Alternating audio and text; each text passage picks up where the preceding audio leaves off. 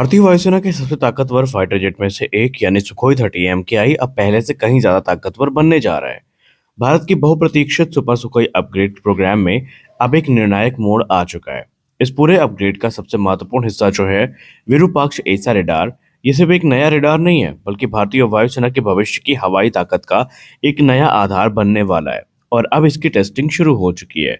DRDO इसके लिए विशेष X band radome test system तैयार कर रहा है। तो आखिरकार यह विरूपाक्ष रडार कितना ताकतवर है, इससे सुखोई 30 एमकेआई को कितना फायदा मिलेगा और कैसे यह अपग्रेड चीन और पाकिस्तान के लिए चिंता का कारण बन सकता है, आज हम समझेंगे इस वीडियो में सब कुछ। नमस्कार दोस्तों, आप देख रहे हैं विनेशन 111, जहां हम बात करने वाले हैं विरूपाक्ष रडार टेस्ट के बारे में। देखिए, भारत के पास तकरीबन 260 से ज्यादा सुखोई 30 एमकेआई फाइटर जेट हैं और ये फाइटर जेट भारतीय वायुसेना की रीढ़ माने जाते हैं। लेकिन समय के साथ आधुनिक युद्ध की तकनीक तेजी से बदल रही है। अब सिर्फ तेज गति या भारी हथियार क्षमता यहाँ पर काफी नहीं है। आज की लड़ाई में सबसे महत्वपूर्ण चीज है बेहतर रेडार, बेहतर situational awareness, electronic warfare capability. इसीलिए भारत ने शुरू किया है सुपर सुखोई अपग्रेड प्रोग्राम। इस अपग्रेड के तहत सुखोई 30 एमकेआई को नई पीढ़ी के सिस्टम दिए जाएंगे, जैसे कि नया एसा रेडार हो गया, आधुनिक इलेक्ट्रॉनिक वॉरफेयर स्वीट हो गए, उन्नत मिशन कंप्यूटर हो गए, नए एयर टू ग्राउंड हथियार हो गए और बेहतर नेटवर्क सेंट्रिक युद्ध क्षमता हो गई। और इन सभी से सबसे ज्यादा महत्वपूर्ण है विरूपाक्ष एसा रेडार। विरूपाक्ष एक स्वदेशी एसा रेडार यानी active electronically scan array radar है। ये एसा रेडार पारंपरिक मैकेनिकल रेडार से बिल्कुल अलग होता है। पुराने रेडार में एंटीना फिजिकली घूमता है, लेकिन एसा रेडार में हजारों छोटे ट्रांसमिट रिसीव मॉड्यूल्स होते हैं जो इलेक्ट्रॉनिक तरीके से का बीम को नियंत्रित करते हैं। अब इसके कई फायदे भी मिलते हैं।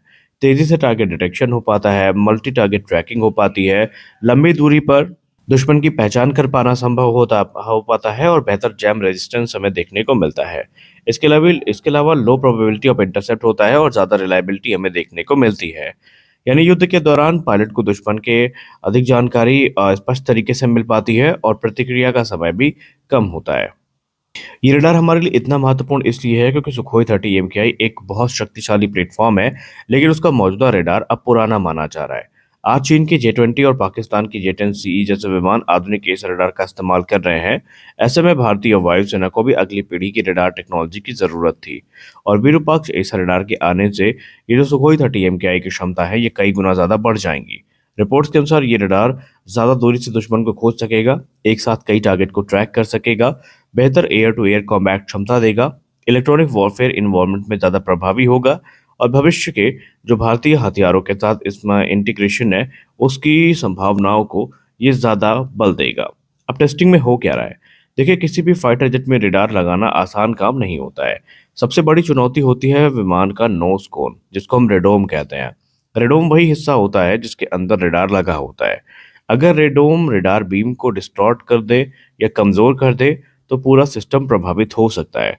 इसीलिए defence research and development organisation अब विशेष एक्स बैंड रेडोम को तैयार कर रहा है। ये ग्राउंड बेस्ड टेस्टिंग सिस्टम वास्तविक परिस्थितियों की नकल करेगा। इस टेस्ट में वैज्ञानिक जांच करेंगे कि रडार बीम सही जा रही है या नहीं, सिग्नल स्ट्रेंथ कितनी है, बीम डिस्टॉर्शन हो रहा है या नहीं और ओवरऑल सिस्टम रिलायबिलिटी कैसी है। और जब ये सभी परीक्षण सफल हो जाएंगे, तभी रडार को उड़ान परीक्षण के लिए भेजा जाएगा। तो क्या इसे सीधे सुखोई 30 एमकेआई पर टेस्ट किया जाएगा? रिपोर्ट्स के अनुसार अभी इस पर चर्चा चल रही है कि रडार को पहले हम एक डेडिकेटेड फ्लाइंग टेस्ट बेड पर लगाएं या सीधे सुखोई 30 एमकेआई पर।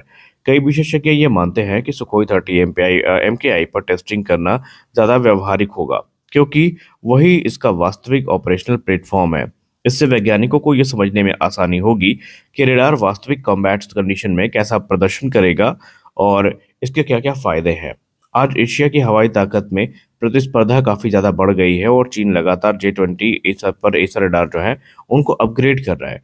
तो ऐसे में भारत को भी चाहिए कि जल्दी से जल्दी सुखोई 30 एमकेआई में ये जो रडार है ये लगाए जाएं। और ऐसे में अगर भारत को ये एसा रडार जल्दी मिल जाता है तो भारतीय वायुसेना की कॉम्बैट कैपेबिलिटी में एक बड़ा उछाल आएगा। ये अपग्रेड फाइटर जेट्स को ज़्यादा घातक, ज़्यादा सर्वाइवेबल और ज़्यादा नेटवर्क सेंट्रिक बनाएगा और ये हमारे लिए एक बड़ी जीत भी होगी, क्योंकि विरूपाक्ष रडार सिर्फ एक सैन्य परियोजना नहीं है, ये भारत की स्वदेशी रक्षा तकनीक की एक बड़ी उपलब्धि भी है। अब भारत सिर्फ विदेशी सिस्टम खरीदने वाला देश नहीं रहना चाहता, बल्कि खुद कटिंग एज डिफेंस टेक्नोलॉजी विकसित कर रहा है और विरूपाक्ष हमारे इसी प्रयास का एक परिणाम है। तो आज के इस वीडियो में बस इतना ही। मिलता है अगले वीडियो में कुछ और अपडेट्स के साथ। तब तक के लिए जय हिंद।